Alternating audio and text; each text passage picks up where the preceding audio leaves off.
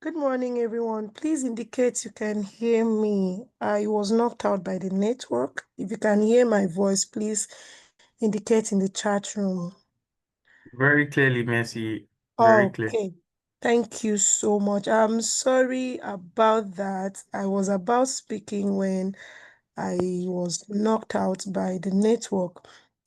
Good morning once again, and welcome to the last class for this program. I'm so Good excited. morning. Good morning. You're welcome. Good morning. I Thank can hear you. you very well. All right, all right. Okay, please remain muted for a while I just say few announcements, and then we can take it up from here. Thank you to everyone who have joined us today, and to everyone who reached out to me when I was away. Thank you. A very big thank you to you all. It's good to have you all in the class. Like we used to do, it's a combined class for the first session, that's for the Personal Excellence Program. And today we'll be taking leadership. Today, the topic for the first session of PEP today is leadership. So a quick announcement before the time is set for the first session. Okay. So, as usual, attendance will be filled when you split to your different classes. Okay, and then today being the very last class, the assessment for for the last class is going to be sent as usual by next week. And then in the course of the week, Emmanuel posted on the group all the links to the assessment you have missed. For those who have missed the assessment so far, please, you can go back, you can go back to take your assessment. And then the instruction was you send your screenshots to the admin on WhatsApp. This will enable us to get your records very fast because we've already gone far in recording your assessment. Please confirm that you understand exactly what I'm saying in the chat room. If you did your assessment late, that is after the stipulated time, please send your screenshots to the admin on WhatsApp so your records can be taken down. I believe this is understood. And then for your ISO certificate, in order for us to know you have taken the assessment, you have to send all your ISO certificates to, that's for those who register for business analysis. For the AI, I'm not talking about you, I'm not talking to you at this point. I'm talking about the business analysis student.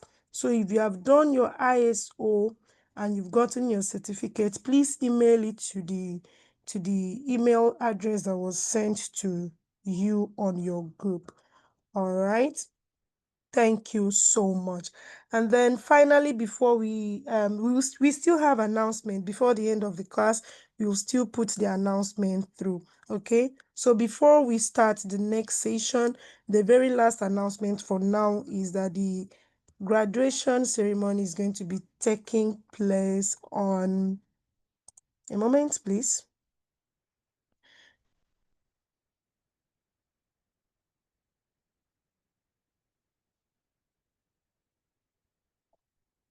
All right, so the graduation is going to be taking place on the 30th of August and it's going to be virtual. Please, if you know you really want to graduate on this course, either the AI and machine learning or business analysis, please do well to do your assessment. And you have to get 60 to 70% of all assessments. I mean all assessments. When I say all assessments, it should go across all the sessions of your classes. So please, if you still have some pending assessments doing, go ahead to do them. All right, and follow the instruction accordingly. I believe it is understood. Please, if you understand me, I want to see your reaction in the chat room. If you understand me, please let me see your reaction in the chat room. And in the course of the week, I'm going to post the list of persons. Thank you. I'm going to send a list across and the pending assessment that you have to do. But meanwhile, you should know the assessment you have done and the ones you have missed in case that list comes late, but that's going to certainly be done by next week. All right. Thank you so much. Thank you everyone for your reaction. All right. So without further ado, I will be introducing our first trainer for today. Permit me to share my screen.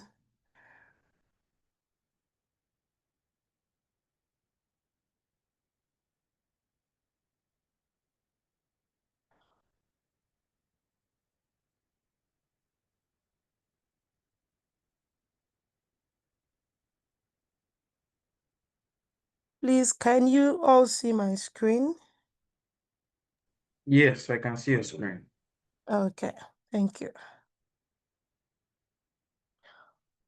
All right, so the person who will be taking our first session of today's class is none other than Erore Akpotera. I hope I got your name correctly. She is a results-oriented professional with a strong sense of discipline and purpose. With over many years of progressive banking experience in service quality audit, quality assurance, and customer service, her hunger for knowledge has been a consistent driver of success. From consistently ranking as a top-performing customer experience officer to winning awards in quality assurance to her current role as standard management officer at First City Monument Bank, Erore has led initiatives that have streamlined operations, strengthened service quality, and significantly improved the bank's net promoter score. She has reviewed and optimized standard operating procedures, customer-facing communications, and trained teams across multiple branches to maintain service excellence. Her expertise is backed by professional certifications in customer service excellence, human resource management, risk mitigation, and sustainability in banking.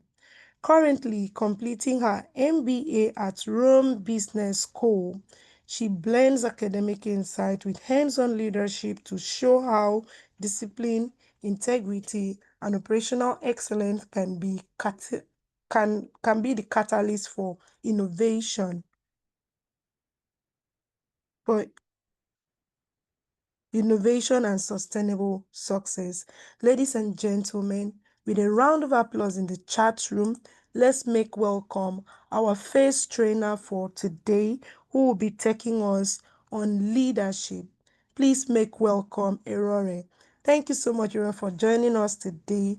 Please, the floor is yours. You can take it off from here.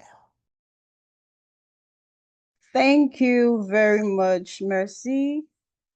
I really appreciate the background. I was wondering, oh, so I have actually done all of this. Yeah, nice. Good morning, everyone. I'm excited to be here today. Please, you can drop it in the chat box if you can hear me. Thank you. Thank you so much. It's a pleasure being in your midst today. Thank you. From what Mercy said before I came on, you all seem to have had a run with different programs, different trainings, and I am sure that it must have been very revealing. It must have been, yeah, thank you, Stephen. Good to have you here as well. It must have been very impressive. And I look forward to adding to that wealth of knowledge this morning. And as you have rightly heard, we will be talking about leadership this morning. And permit me to share my screen. Please do confirm that you can see and you can see clearly.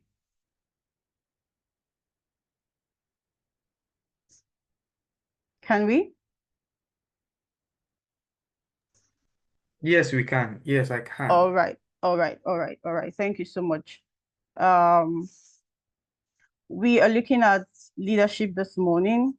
And I think at the end of the class, we should be able to have broken down a lot of things about leadership. Some of you may be wondering, oh, who am I to be a leader? That's asking yourself now, am I really a leader? Who is a leader? So if you will just drop on the chat box, I will be looking at it. Tell me what you think or who you think a leader is. Quickly. And while you're doing that, you can as well tell me where you're calling or where you're joining me from, what you do. So we have, an understanding of what your expectations are. So who is a leader? What do you do? Where are you joining me from? And let's take it from there. Quickly, please. Maybe one or two persons. Who is a leader?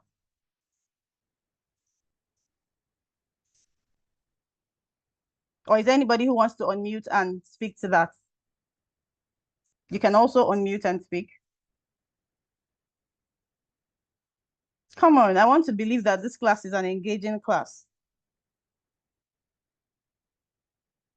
Nobody? Yeah, hello, good morning. Hi, good morning. And who is speaking, please, your name? All right, so I'm Isaac Asari. I'm speaking from Accra, Ghana. Okay, And beautiful. yeah, so Isaac, who is a leader? yeah, so to my understanding of a leader is an individual who guide or influence or direct others towards achieving a common goal. That's my basic understanding of a leader. Thank you. Thank you so much, Isaac. I like the word you used there, influence. Yes. A leader is a person who influences. And in a world or in the world today where we have a lot of influencers, one would wonder if these influencers or all influencers are actually leaders. At the end of this class, we should be able to define who a leader is. We should be able to explore the key components of leadership and clarify who a leader is.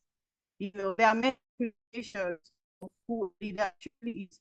And it is not wrong because there are different leadership traits that you would see. If you are a professional, if you are a student, you must have been exposed to people who have been, given the task leading you, so to say, and you would see different traits. Those are still leaders. But at the end of today's class, we should be able to clarify the ideal leadership strategy. And I hope that you would enjoy this ride with me.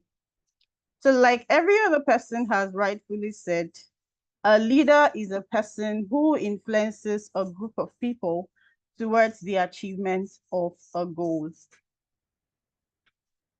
Who influences a group of people?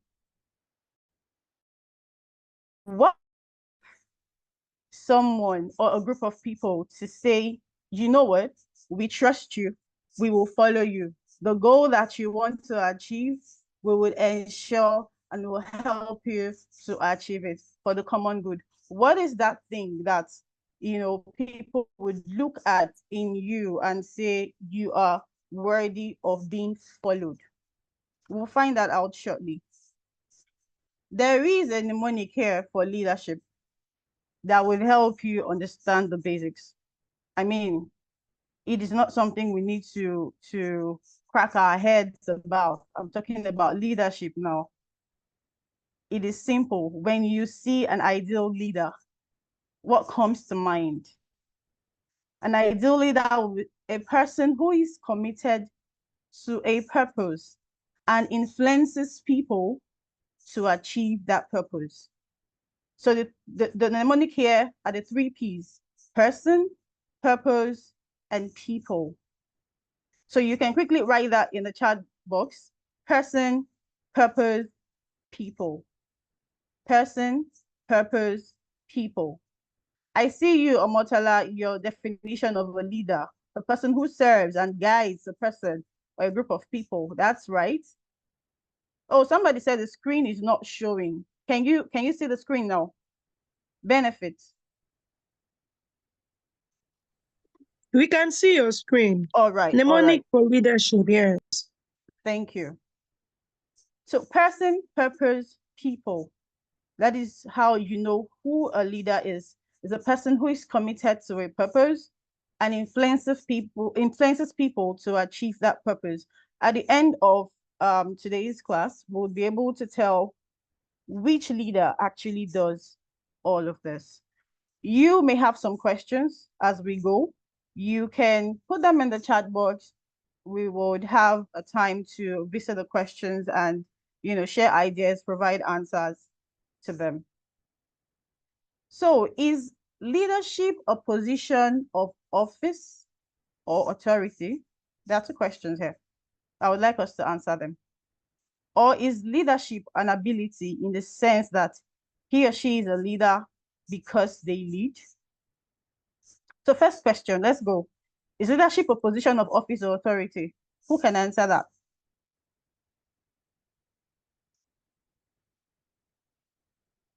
Anyone, quickly? What do you think? Is leadership a position of office or authority? Okay, Michael, I see your response. Can you answer the second question as well? Is leadership an ability in the sense that he or she is a leader because they lead? Well, we're just about to find out. A leader, by its meaning, goes first and leads by example so that other people are motivated to follow them. My mom would usually say something, as young kids who would probably run away from embarrassing errands, or we usually call them embarrassing errands, something like, this is not what I asked you to get. I asked you to get A, you're getting B. Thank you, John. Nah, leadership is not a position, but responsibility or ability. She would say that, all of these errands that you are being sent, there is none that I have not done before. There is none that I cannot do. I have actually done them. I've been there. So I'm sending you not because it's a new path, but it's something that I have already done. And that is who a leader is. A leader is somebody who doesn't sit down and ask for work to be done. A leader gets, his or her sleeves dirty and gets in the work. Permit me, and this is not a religious conversation, but there happened to be even a book, more like not exactly a religious book, that actually spoke about history, and that history had to talk about David. For our Christian brothers, you would probably remember King David. And there was a book, a contemporary book, actually, not the Bible or whatsoever religious book, that had to speak about the leadership abilities of David. David was a king who got his hands dirty. So before you could say, oh, king, I killed more people than you, king probably killed more people than his soldiers would ever do. And that is the definition of a leader. A leader will not sit down and ask you to get things done. As a matter of fact, a leader probably has gotten more things done than he's sending you to do. And that should spur you on. That should make you believe that, okay, I trust my leader. He's been there, he's done it, so I can actually do it.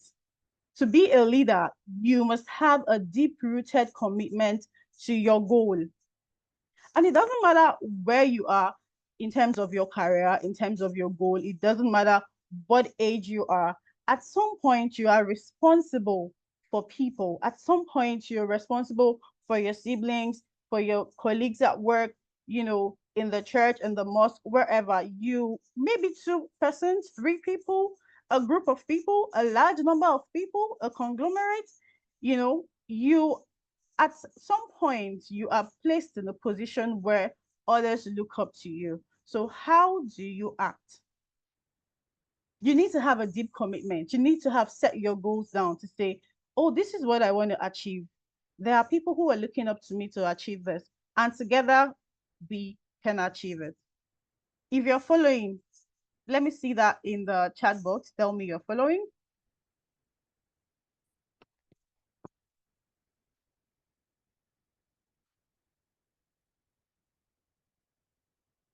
Thank you, thank you, thank you, thank you, thank you. I see that. Thank you so much. We've spoken about person. We've spoken about the personality of a leader. To purpose now. A leader doesn't just have to, bring out a task from wherever, something dreamy, something that cannot be realized. I'm sure that we know about SMART goals. The purpose has to be practical. It has to be realistic. You set a vision, but a vision has to be what can be accomplished. If I say at the end of this year, I want to have amassed 50,000 followers on all my social media platforms, and I'm at, as a matter of fact, I'm not even on any social media network. And say this is August, and we have barely 4 months before the end of the year. Is that visionary? Yes, it is visionary. Is it realistic? Have I put plans in place to achieve it? Or am I just dreaming? The purpose of a leader has to be realistic. Set goals that can be achieved. Set a target that you can make come through. And a leader is not a leader without followers. People have to believe in your vision. They have to follow you. And to have followers, you must be trustworthy enough. People should be able to look at you and say, I trust this person to get the things done. We will still get to the part where we'll figure out how to get the things done and how to make people trust you. How do you win people's trust? Why should I trust you? You say you want to go to Mars. You say you want to probably launch an airship. Why should I trust you? I'm very sure when we're talking about nuclear wars, when we're talking about giant economy, there are countries we don't even look at. Even when their plans are visionary, we just look at them and say, okay, is it with the lack of battalion? You don't even have anything. Is it with your farm that is being threatened by insecurity? How do you want to achieve these goals? How do you want to be in the top 20, giant economies of the world? There are things you look at. Why should people trust you? Are you worthy of their trust? Have they seen you? Have you set an exemplary, position for them that they can see and say, okay, this person has been there. This person can get the job done. Why should we trust you? We've spoken about a leader. Now, what is leadership? What is leadership? It is putting the act of a leader together, developing a vision, motivating others to move with a passion towards a common goal. Isaac said that earlier. Move towards a common goal. Okay, so my people, today, this is what we want to achieve. As a team, this is our job and this is what we aim to achieve. How do we go about it? As a leader, should I do the job all by myself? What is then the job of a follower? Should I dictate as a leader what you should do without you having any input whatsoever as to how to get the job done? If you are a follower, what would you like your leader to be? Can you tell me that in the chat box?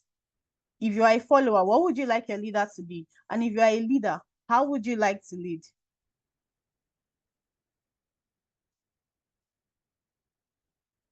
Okay, it appears somebody is having, Benefit is still having the issue. All right, Mrs. Wright, try to log out and log in again. Let's see if that would help.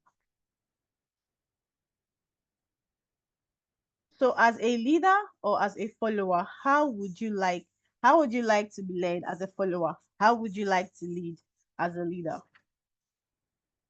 What are the characteristics of a leader? We've spoken about some of them already, but we'll just go through this. A leader must have integrity. And I like the way it is here. It says high level personal integrity. High level personal integrity. It's not about when people are looking at you. It's not about when you are in the board of directors meeting and you're trying to make a point and you say, oh no, I don't do this, I don't do that, I'm not this person. Who are you when people are not looking? Who are you? Would you detect an error on a slip, and ignore it? What would you do? What is integrity? You're keeping to your word. What you say is what you'll do, even when people are not looking. A leader would always work on their priorities. I have this task, these are my priorities. I'm going to set them straight. I'm going to work on them just the way they are supposed to be worked on. A leader works with commitment and works with dedication. I'm committed to a cause. This is what I want to achieve. Oh, yes, I will achieve it. I'm dedicated to it. They set timelines. They set goals, long-term goals, mid-term goals, short-term goals, daily goals, such that everything they said we want to achieve will be achieved. Of course, there might be setbacks, but they always come back. We've talked about a vision and a goal. One other thing that is important and is here is a lifelong learner. A leader has to be a lifelong learner. You need to be curious. The day you stop trying to get knowledge, the day you stop being knowledgeable, progressive knowledge is the day you begin to die.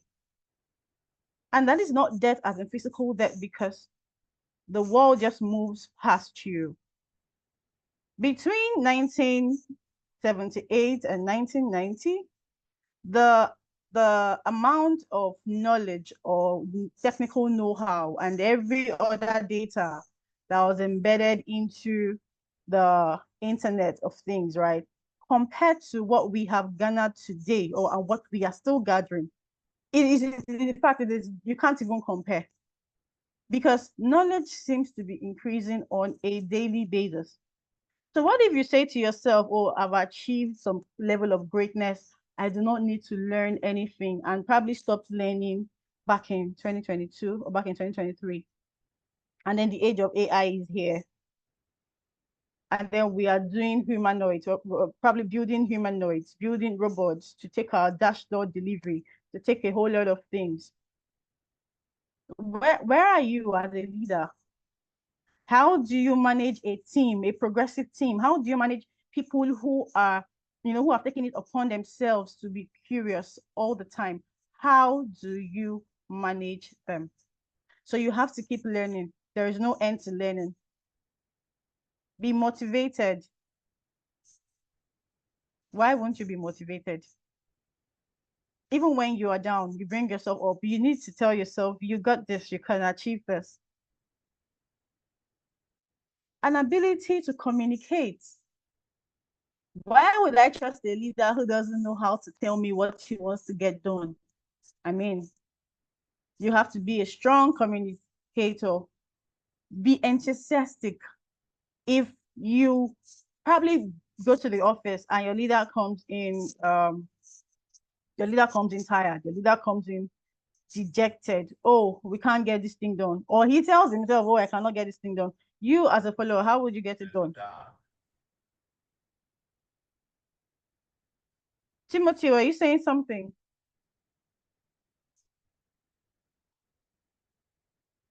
Okay. No, not at all. I'm so sorry. All right. A leader must keep their feet on the ground. Do not allow anything to distort your goals. Help others. You're not an authority figure. You're not supposed to, lead with authority. We'll get to that point shortly. There are 4 factors here to consider as a leader, 4 factors of leadership: a leader, a follower, Communication and situation. As a leader, understand who you are. We've spoken extensively about who a leader is. You must be able to convince your followers that you're worthy of being followed, right? Follower. You need to know your followers. You need to be empathetic. You come to work as a leader and your people are down, or one of them, is not really getting the vibe, is not able to help you make your dreams come true, or to help you actualize your vision. Do you throw them away, or do you understand their needs and why they are the way they are? I know somebody, or a leader, who would come into her space and say, you know what, all of you are looking down today, what's the problem? Do you probably want to work from the beach? Or is it pizza that is the problem? Or do you need Coke to make you bubble? And at the end of the day, you see people laughing, you see people, get back to themselves, because the leader understands basic human needs. I mean, before you would be able to tell people to follow you in achieving a particular vision, they have to be all right themselves. We've spoken about communication. You need to be able to set expectation, and you need to be able to communicate that in a way that people will gladly follow you. For situation, you should be able to see what your followers need per time and the best course of action that you should take. There are different leadership styles, and each one is not a one size fits all.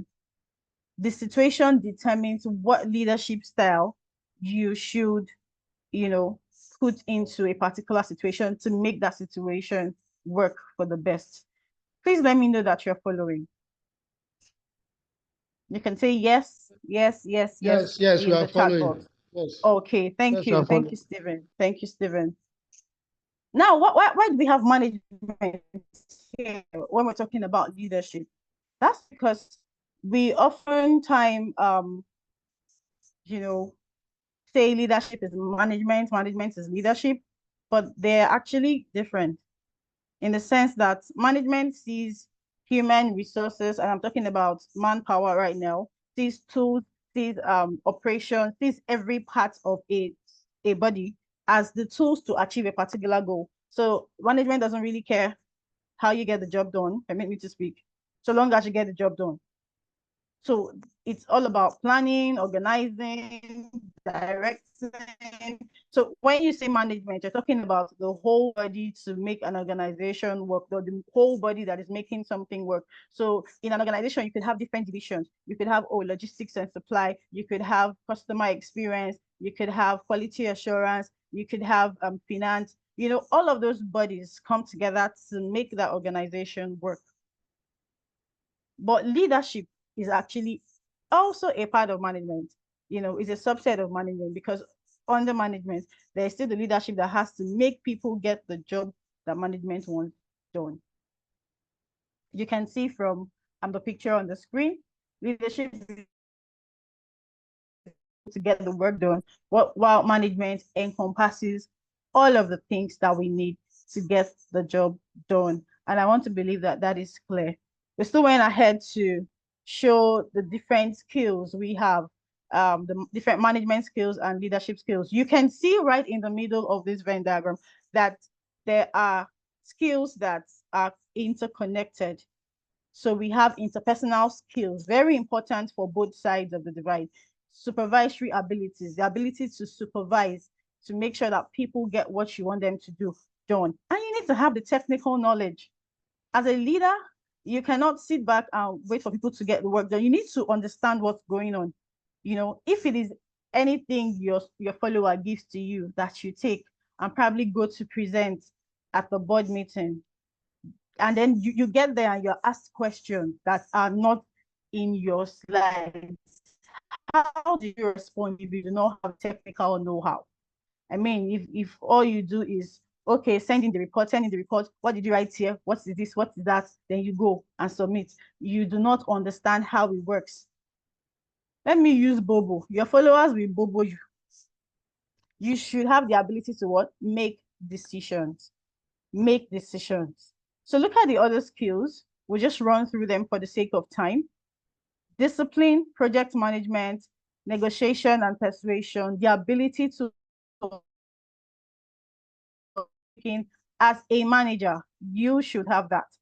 The supervisory abilities is also interconnected for both of them, applies to both of them.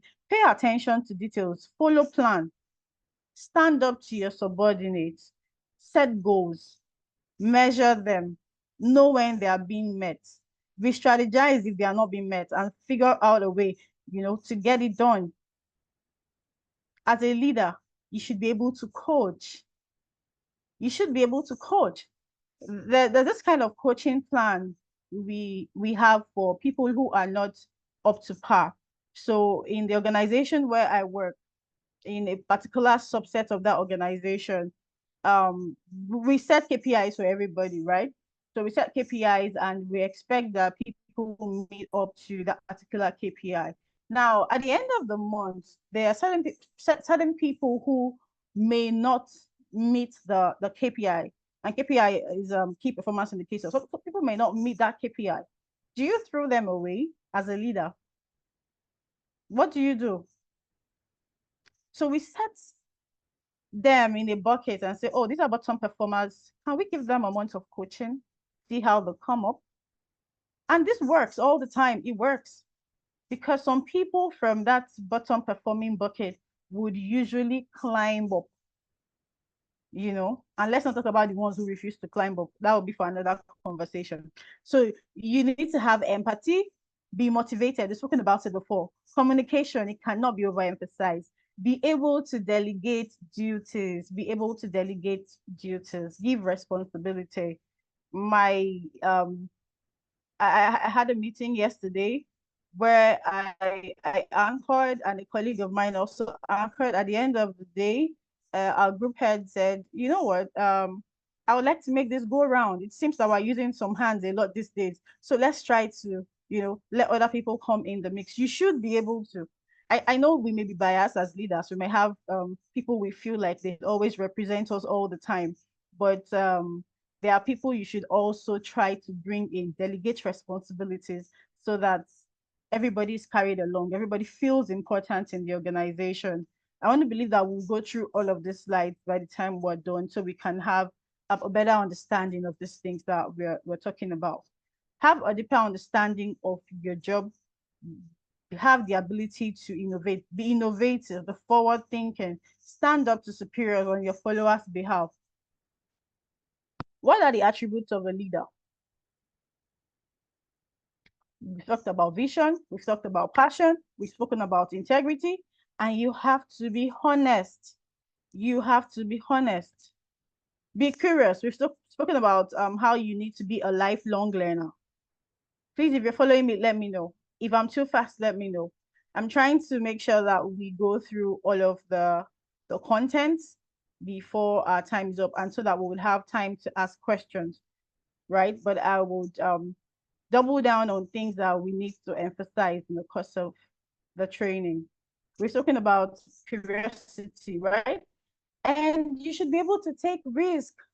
You cannot sit down and expect things to just happen or try to be careful. You won't be able to conquer your territory if all you do is sit down, right? Try to take calculated risk. Be dedicated. We said that. Have a charisma. Have a charisma that shows that you can do it. I mean, if I saunter into work, and by saunter, I mean, a type of working style that is not just giving, permit me to use that word. You come in and people don't really see the leader in you. You don't, carry yourself with that sense of charisma that says, oh, you can trust me to get this job done. You can trust me to follow me, right? And if you take it to the world of social media, there are a lot of influencers out there. There are people that influences more than the others. And if you ask their followers why, they will tell you, oh, they're all right. They speak like they know what they're doing. And even when they are saying rubbish, they still follow them. We'll get to that part in a bit. So leadership styles, yeah, this is what I was talking about, the different leadership styles. From what we can see here, we have the autocratic leader, transactional leader, democratic leader, transformational, and laissez-faire leader. Who are these leaders? We'll find out shortly. first here is the autocratic or the authoritarian leadership style. This guy takes all the decision himself, comes to the office and says, today we are resolving 759 cases on our issues management system. I don't want to hear Jack. If it's going to take you people all night, you are going to sit down and do the job. If you are vomiting, vomit and come back. If you are hungry, send somebody to get you food, come back and do the job. Nobody leaves this office until everything. And subordinates are like, but sir, this is actually not, the request that the project manager is asking from us. So I'm thinking we should do. The leader looks at you like, excuse me, who is the leader here? I don't want to hear anything. Get the work done. Obedience, unquestioned. You can't say nothing. What are the characteristics? The authority is centralized, like it is one person, one man mopo. Very close supervision, he will micromanage you, is rigid. And there are different types, even in that autocratic leadership. We have the strict autocrat, the benevolent autocrat, and the incompetent autocrat. Who is the strict autocrat? Is one we just talked about now. Very strict, he will not hear anything. It doesn't matter whether his decision will benefit the organization or will not benefit the organization. Will benefit his followers or will not benefit his followers. He cares not. There's no point. The benevolent, they are still strict. They are autocratic. But anyway, his decision may just favor the followers. I'm strict, but I care about you guys. Even though I don't need your contribution, I don't need you to say anything. I will still make decisions that will favor you. And then there is the incompetent autocrat. Who knows this or who can guess? Somebody tell me, who is the incompetent autocrat? Anybody?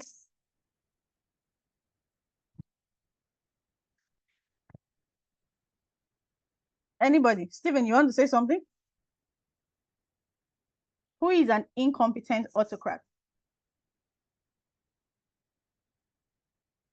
Yeah, Stephen, I'm not asking if, I think I responded to an old question. I'm asking who an incompetent autocrat is.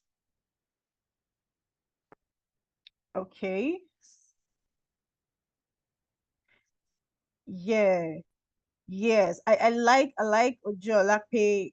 Yeah. He wants his will done. He is very professionally inept. No clue whatsoever. They are the bossy, somebody who is strict and still cannot perform anything, doesn't know jack. I'm strict. I don't care who it benefits. I still don't know what I'm doing. And I will not tell you that I don't know what I'm doing, but we must get the work done anyhow. That is completely incompetent. Thank you so much for those responses.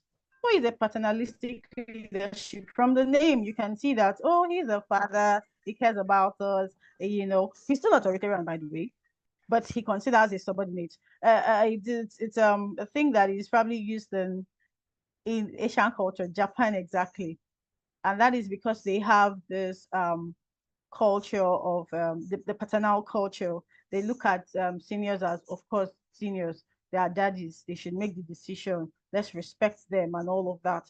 So they treat them as members of the family to fulfill your needs so long as you obey, right? But they take care of their subordinates. The laissez-faire from the word itself, do anything anyhow. Free reign. Take a free reign. Anybody can do what they want to do.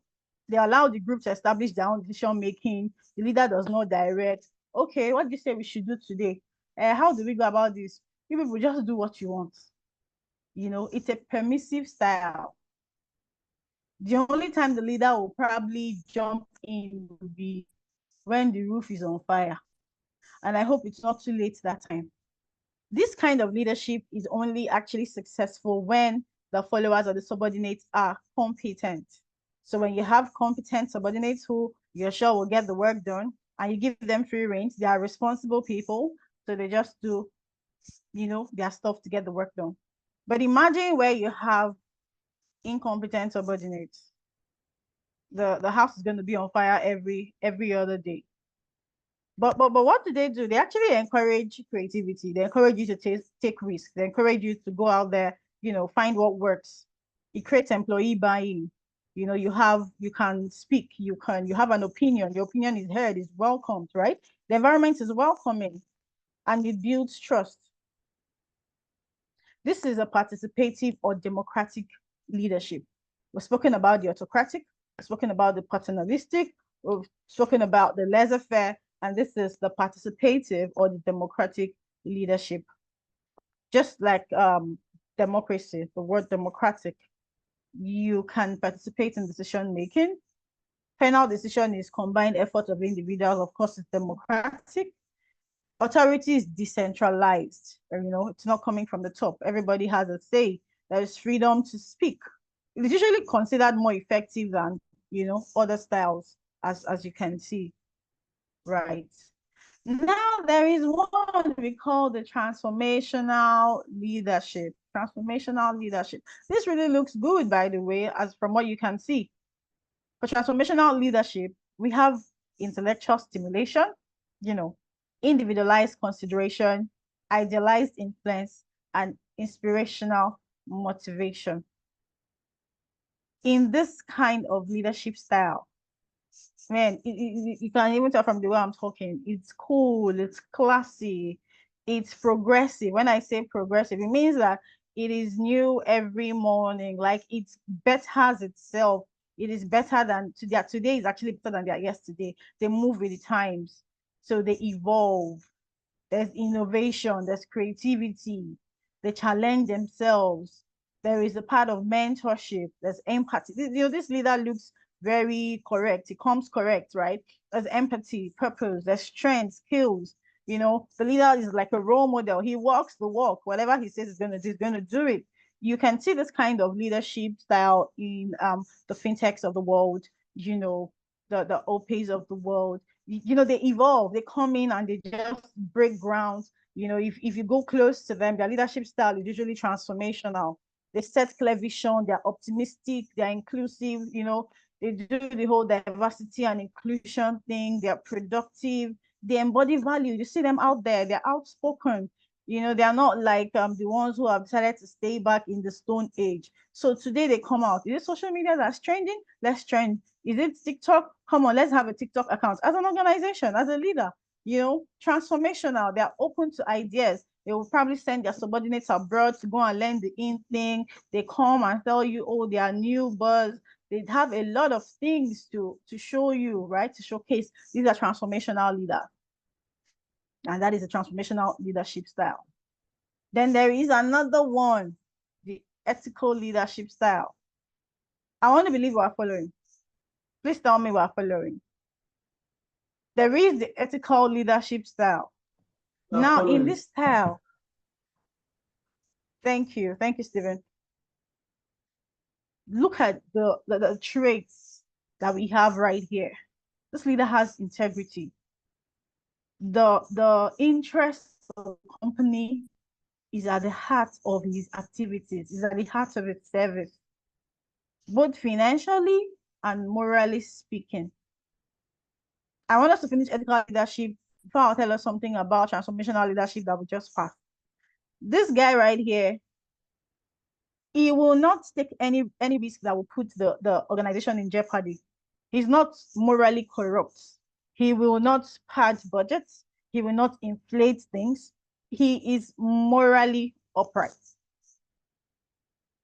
This leader actually develops a safe workplace for employees. Employees can wake up in the morning and gladly go to the office. They are not worried, they're not tired because they see that place as a safety net. And let me mention also that you can have all of these styles of leadership in one organization. You can have all of this in one organization. This might be a whole other topic, because what will favor you is having the best kind of leadership at the topmost level. Because if you have an authoritarian leadership at the topmost level, it doesn't matter the kind of leadership style, whether it's fair or transformational, that you have underneath, it will not work. But let's stay on trail. This leader leads by example. An ethical leader leads by example. He is one who is trustworthy. You can trust this person. He's aware quality, diversity, inclusion, just like the other guy, transformational leader. This leader is transparent, he's empathetic, and is socially responsible, not only to the organization, but to the society at large. So you would probably see him as a member of the Rotary Club, as a member of the NGOs that probably give back to the society, who does corporate social responsibilities. You'll see this leader there. But there is a difference between the ethical leader and transformational leader. And I want to ask a question in respect to that. Would you rather be a transformational leader or an ethical leader? Can I see a response? Be ethical leader, or what style would you prefer? Let me see that in the chat box. What style of leadership would you prefer? Because I know if I ask you, do you want to be an authoritarian leader? Probably nobody will answer me. Or is there anybody who likes to be an autocratic leader, or who likes to be led by an autocratic leader?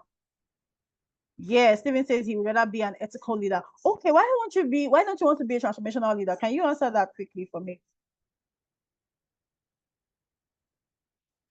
Stephen, why would you not want to be the reason why I prefer to be an ethical leader is that it's only a comparison. When you look at the traits mentioned there, I think if I'm an ethical leader, I'll be able to, yes, I'll be able to flow and I'll be fulfilled, rather than be a transformative leader. Those traits are I think somebody said, Olishola said both. Okay, please go ahead. Go ahead, Stephen. I thought you were done. Yeah, those traits are very unique and germane to the success of an organization. Like you have rightly pointed out, if you have ethical leadership at the top of at the end of affairs, I think the organization is good to go. Another form of leader may be underneath, but look at going by all the quality, I think the organization is safe and is led by ethical leader. Thank you. Thank you. Thank you. Thank you so much. I like that perspective. I like that a lot. Olishola says both, and I think I like that too. E-Concept says, can you be an all-in-one kind of leader? E-Concept, do you want to be an autocratic leader? Of course, yes, you can be an all-in-one kind of leader. And that is why, if you see when we spoke about the factors of leadership, we said situation. There are situations where different styles of leadership come into play. For instance, autocratic is not so bad because you have a deadline, you have a very tight deadline. Maybe the company has a downtime, everything is short. People cannot, maybe say it's a bank, people cannot take out their funds. Say it's a market for equity and all of those things, bonds and stuff, everything comes crashing. People feel like they can't take their money. So everybody's scrambling right, left, center, what have you. There has to be somebody in the leadership position who will come out to say, 1, 2, 3, let's go, do this.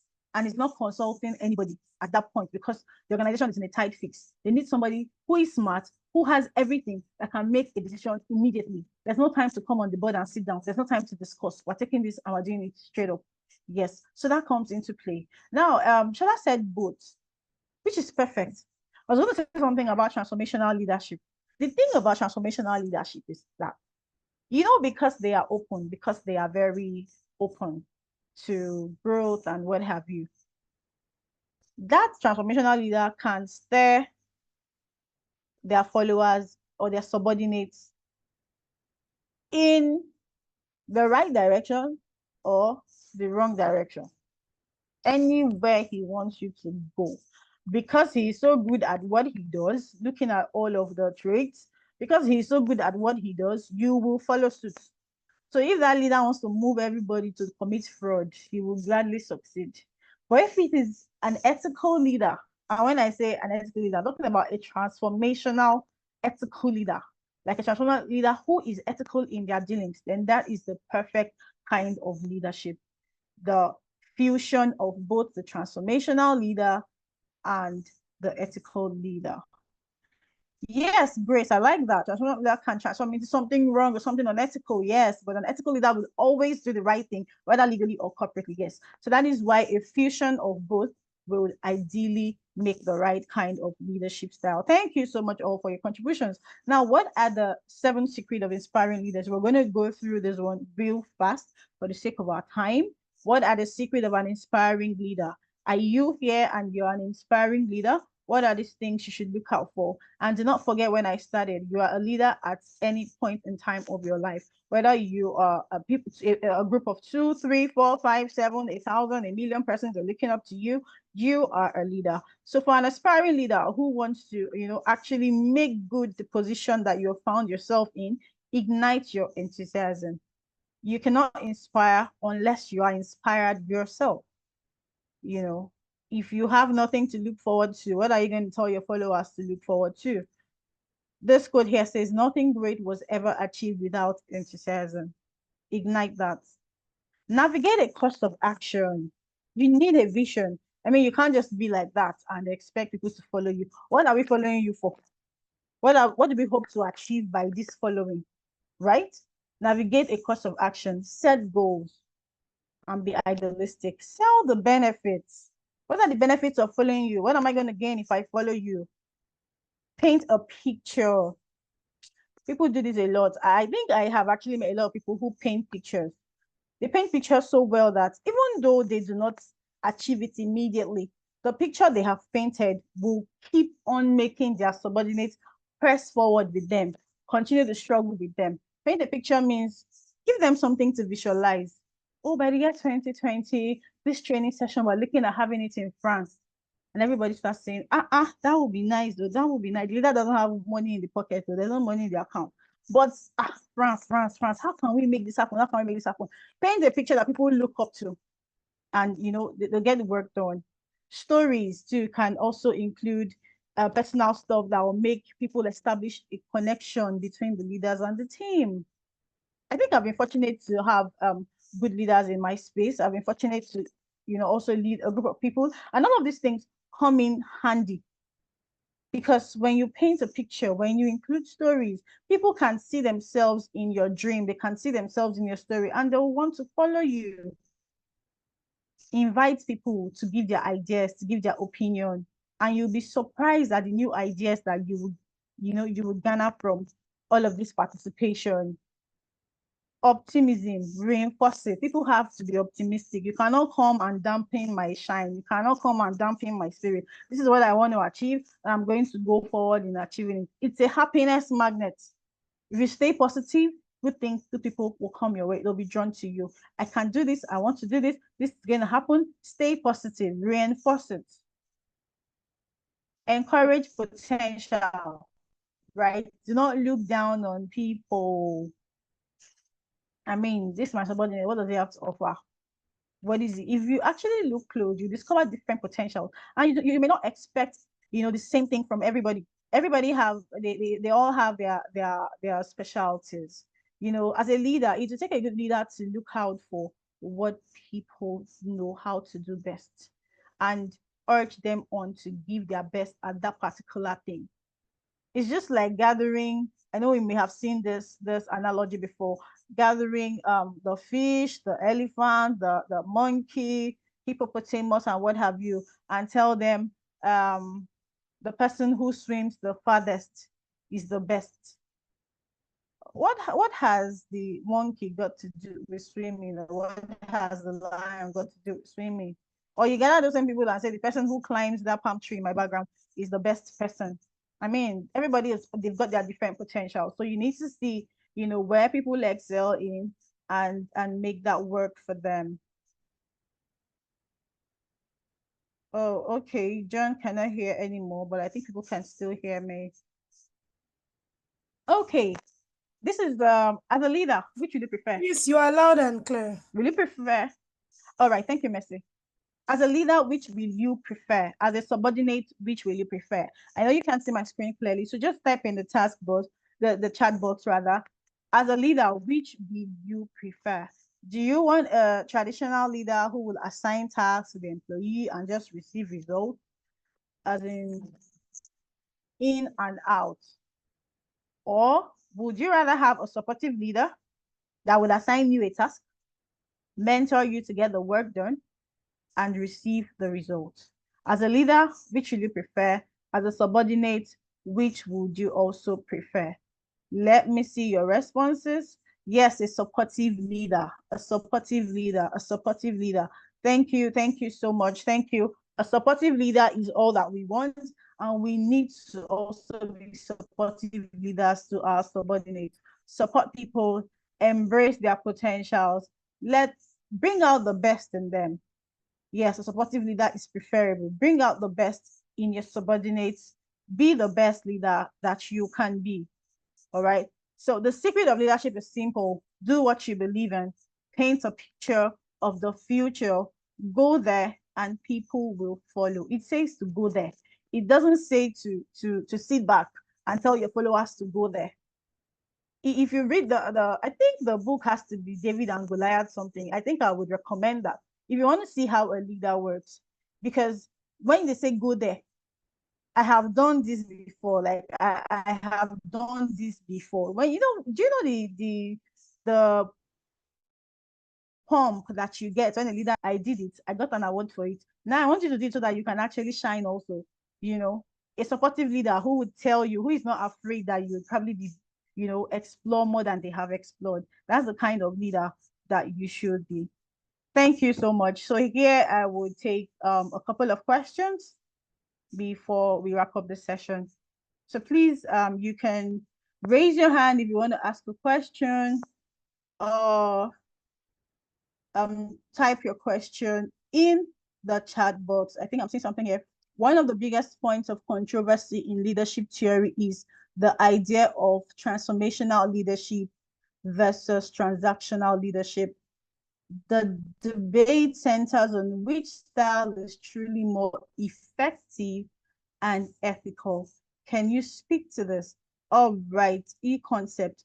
Transactional leadership has to be from the word transactional. Okay, if you do this, I will give you this. Abi, if you do this, we'll make this work for you. You do this, I'll pay. But I think it is clear to say that a transformational leader doesn't need to coax you into getting things done for you to benefit from it. There are different clans, different organizations that work in such a way that they don't even get anything in return. There's no benefit. The transaction is not even transactional because it's probably one-sided. But the leader still delivers effortlessly. I don't need to promise you anything. I don't need to even be beneficial. There are NGOs and there are organizations. I don't want to use the word cult or bodies. There are different bodies that achieve things without being transactional. And that's because of the effort or the efficacy of the leader that is in charge. So you would agree with me from today's teaching that the transformational leader is actually that leader that is more viable in this instance.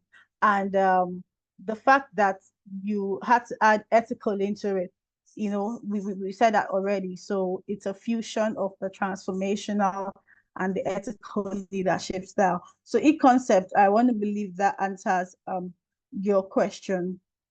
Balariwa says, how can a leader mentor his or her subordinates without micromanaging? And are there other benefits of micromanaging?